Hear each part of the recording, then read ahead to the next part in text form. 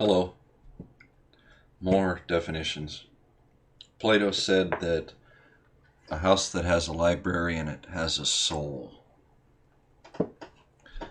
And I think that one of the brainwashing tactics used against us is that we have focused on the material, the physical, the carnal, and we have overlooked the spiritual, the soul.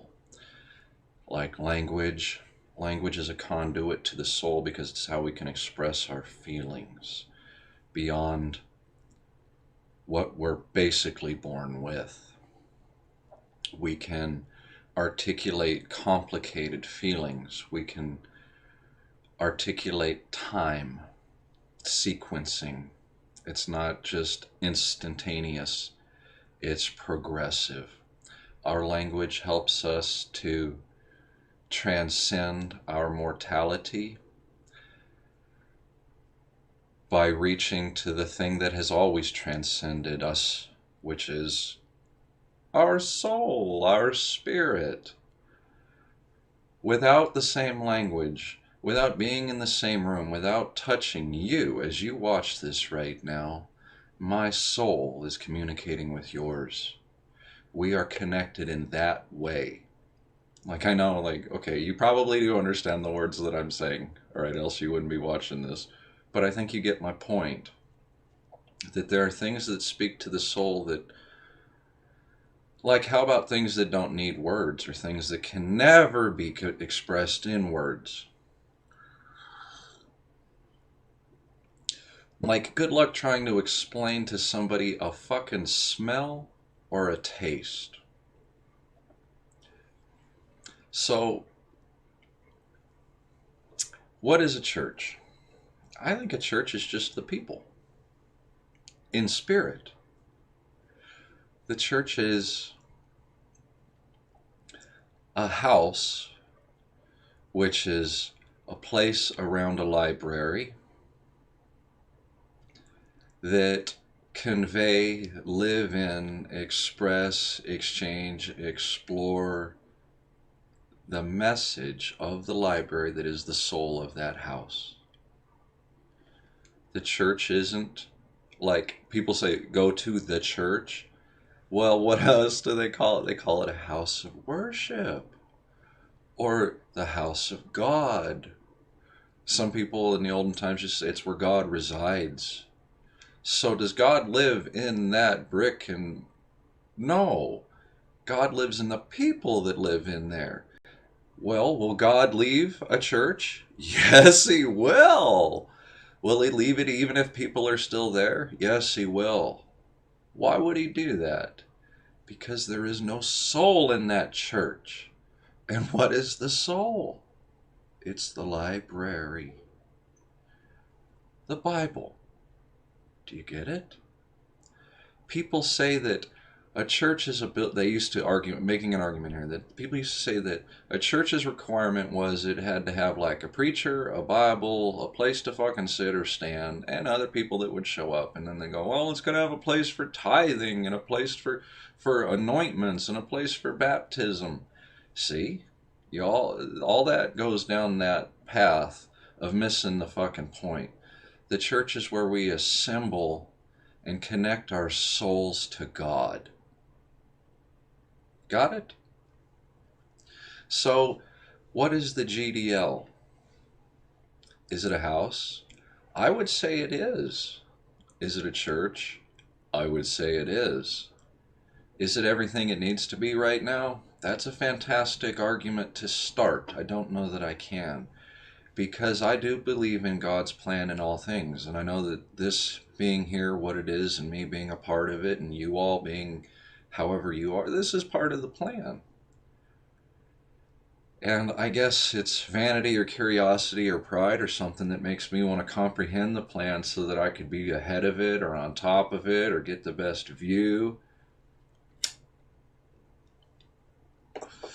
I mean, I guess that's spiritually selling out.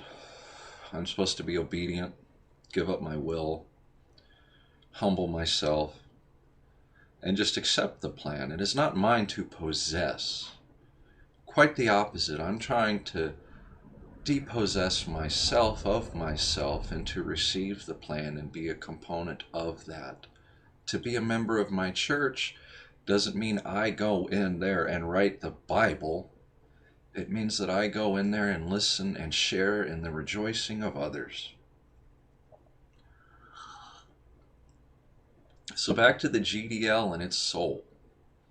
Well, do we have a library?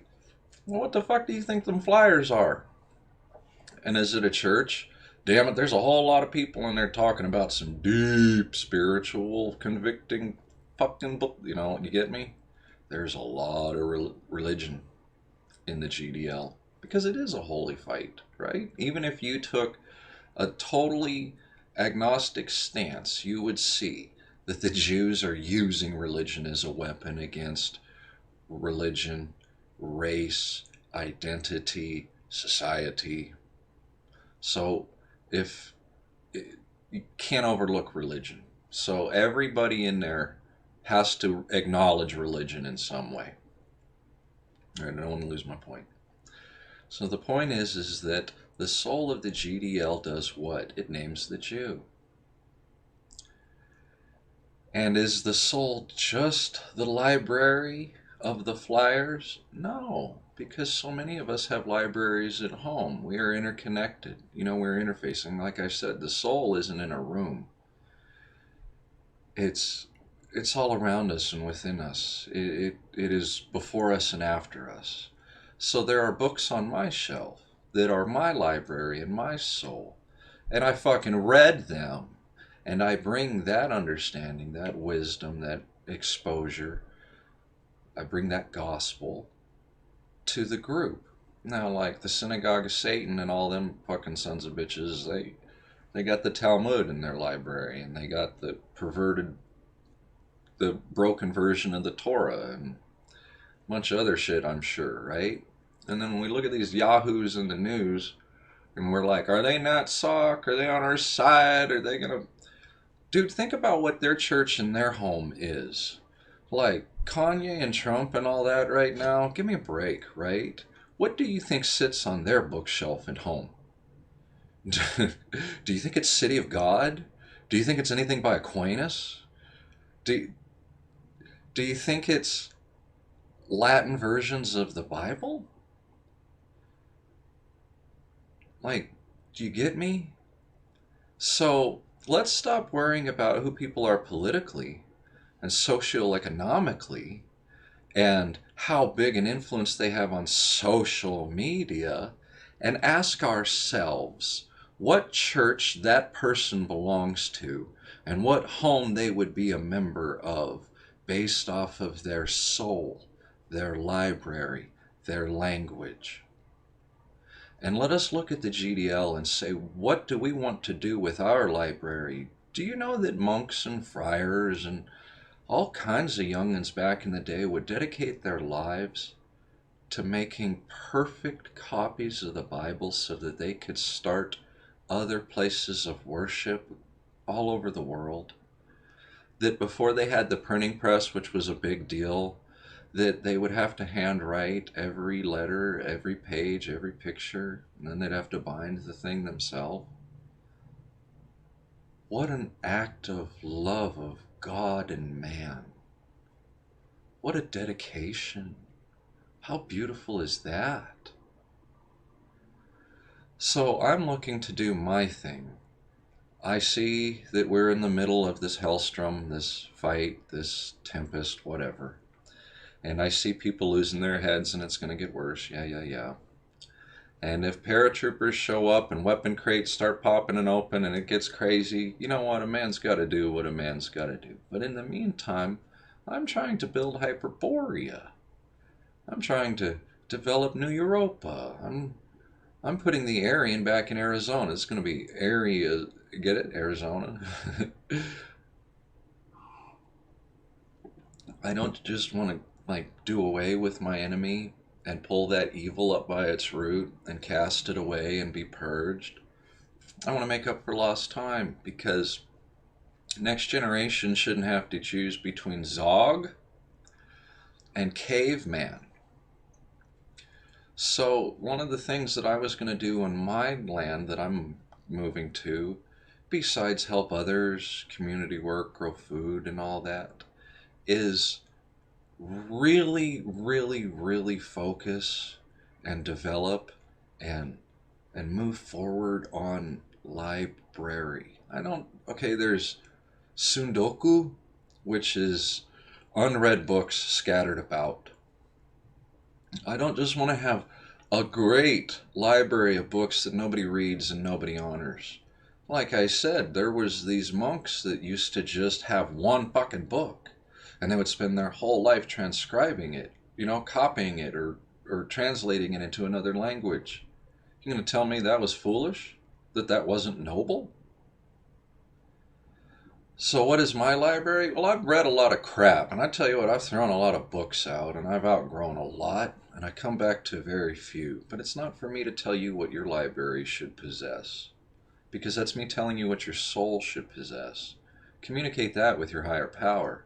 I'm just suggesting that the movement, maybe, okay, hear me out, call me what you want. Maybe the movement should focus less on militia and more on library. We see it now with these flyers come out, the soul of the GDL grows. More of these flyers get out there, our library is spread, our soul grows. People show that believe in our message. Our soul grows. Our church is established, it gets stronger. And the establishment is very afraid of our church because our soul is so pure. Because if the establishment was to possess our church, then that means it would include the purity of the soul that we have here. And do you get what I mean? Like the virus in the Matrix, the upload. So we're always going to be on the outside until we're the majority. I'm fine with that. So what am I trying to get at? End of story, lock, stock, and be done with it. That I intend to gather to me the most important literature. And then I intend to distribute that in the absence of the internet. And I intend to convene and communicate with those that appreciate and possess that library. And I intend to be very discerning from now on. I don't need crap in my library. That's how we got here. And if I should have to create a volume that explains our evil without promoting it, but is to offer guidance and warning to those that might fall victim to it, then I guess we have to always name evil, and that is the catch-22. By telling the next generation of all of the power of this evil, we're handing them that power. So we must hand them all the power that they need to do well, to make. I can't choose for them. They have to choose. So we, in the absence of whatever Zog will take from us, the internet, possession, land, life, freedom, we will perpetuate the library for the youth. You already do it by saving all that crap on your computer thinking, my hard drive's going to save the world with all the videos I downloaded off of YouTube. Right, I get it, okay? But that's where we've been tricked. I could talk about the Library of Alexandria, but I think I've already made my point. Memeing is just, it is what it is, the evolution of conveyance of information. I get it. It feels soulless. We add the soul element to it. I'm saying, let us appreciate our library, because when the lights go out and it's all dark and we are cut off from each other by sight, by sound, by distance, proximity, we will still be bonded in our spirit. And where does our spirit lie? in our home, and in our soul. I hope that makes sense. God bless. Take care.